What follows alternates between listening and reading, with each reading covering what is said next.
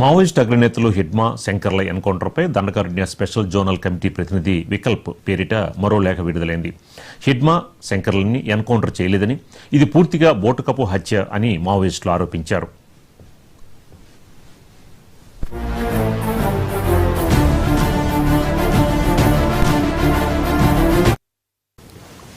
వారం రోజుల పాటు వారిని చిత్రహింసలు పెట్టి చంపేశారని ఆ లేఖలో పేర్కొన్నారు. అనారోగ్యంతో ఉన్న హిడ్మా శంకర్లు చికిత్స కోసం విజయవాడకు వెళ్తుండగా ఏపీకి చెందిన కలప వ్యాపారుల ద్రోహం కారణంగా వారు పట్టుబడ్డారని మావోయిస్టులు తెలిపారు.